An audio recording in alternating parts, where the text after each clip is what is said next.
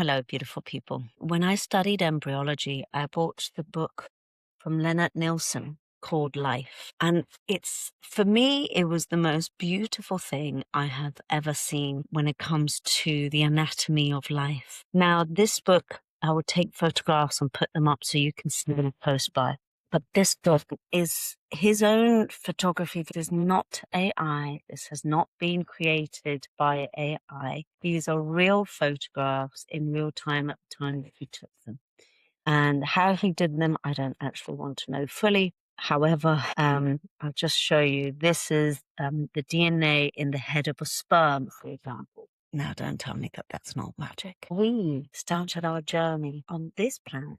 And when we started our journey on this planet, we didn't know that we were on this planet. In theory, we could have been in the depths of the sea, or we could have been in the heights of the galaxy, because it's impossible to have known where we were because we had no mind. We would have had consciousness. And a consciousness, in my opinion, is the experience being created that then leaves a thread to the matrix that we live in. But that's another lesson. So let's begin. Is an egg. It's a human egg. And that egg, as you can see, has a lot of bubbles around it, and those bubbles around it are the food. So if that egg gets ignited, and I like to say the word ignited because it does ignite with electricity, by a sperm, then the cell division needs food to be able to divide. And that sort of membranous bubbles that you see are the food for that division. Now, I just want to show you the beautiful image. Now, that is the fallopian tubes. Isn't it stunning? Absolutely magic. How beautiful are we? So that fallopian tube and the egg have a journey. And this is the egg floating after being released by the fallopian tube. And this is 24 hours in the readiness for fertilization. Magic, hey? Now, as this egg awaits, it awaits the sperms that all have a little bit of electricity, a little bit of magic. Now, it's a misnomer that the one that gets to the egg first wins. It's actually the one that connects magnetically to the egg that wins. So just the same way as when you put magnets together, some really pull and some don't, the egg and sperm do the same. So 3 to 7 hours from ejaculation of the sperm, the bottom left, you can see it, and the big yellow circle is the egg.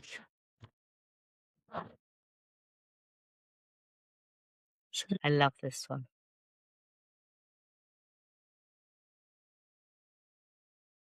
Now, I want you to think, as you're looking through these images, how this is a whole world in itself, having its own journey and experiencing its own consciousness. So we've already experienced so much more than what we as humans have experienced here in the now. This is a successful sperm going in. This is where, for me, the real story begins. Because as that sperm connects, we have a magnetism that it charges, and then you have electricity. And then that beginning of this light being starts. The story of this beautiful soul, this beautiful light being begins. Now, I need to say to all those that may have lost children or have had to let go of souls, I need you to think that no matter at what point they would have gone, they also had their own consciousness and their own journey. So in your mind as a human and as an adult listening to this, your story began from probably the day that you were born to now. But in reality, the story began when the egg and the sperm ignited. And that ignition, that spark, ignited the beginning of that soul's journey. And sometimes that soul's journey is short. Sometimes that soul's journey is literally just that little process, because that is the contract that they had to be able to come here and experience that particular consciousness. You're experiencing this particular consciousness now as you. But remember that we don't actually fully understand what consciousness is. We as humans right now are understanding it from the point of view of the mind. But I need you to think about it as a weave of electromagnetic energy creating an experience. This is 20 hours after the ejaculation. So this is the beginning of the cell division.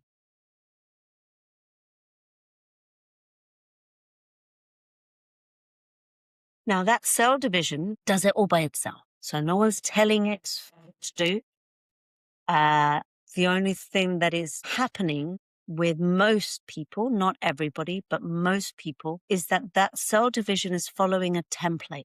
Now, where that template came from, who knows? Maybe one day we'll find out. Maybe we shouldn't find out. But that template is the process, because if you think we all have 2 arms, 2 hands, 2 eyes, a nose, a mouth, a specific amount of organs, yes, okay, that template might at times be slightly glitchy, but most of us have that particular template, that particular process. And those cells are multiplying and dividing to that template. They're kind of without thought process, working out, okay, this is what we need to do. This is the process that we're here to do. Now, I want you to think and see this next image and consider that this egg, which is dividing, this is a day after fertilization, and the egg is doing the first division process. And it's still floating. It hasn't actually attached itself anywhere or made the commitment to stay.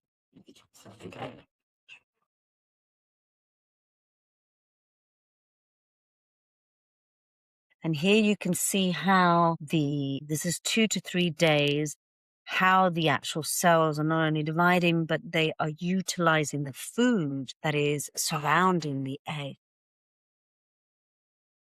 And again, the division, this is 4 days. And I need you to think that you are floating through space and time.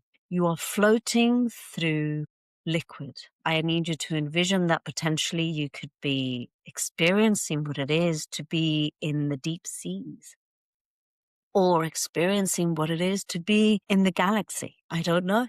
We will never know. But it's the concept that we've already had a lifetime before we were born. Remember, time is relative. Time is our own invention.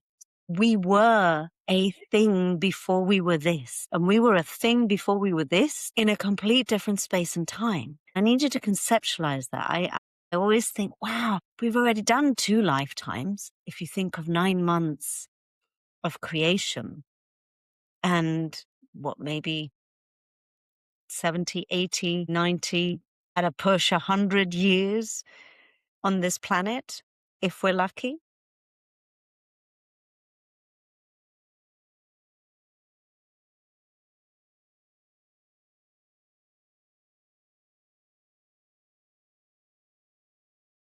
Okay, this next image for me, I find just like, it's the most beautiful thing, because how he's lit this photograph. So 5 to 6 days of the clump has developed into the blastocysts. Blastocyst is the process before we become something else, before we actually go through the process of becoming an embryo. At this stage, we're not even an embryo. We're just cells multiplying through space. Okay.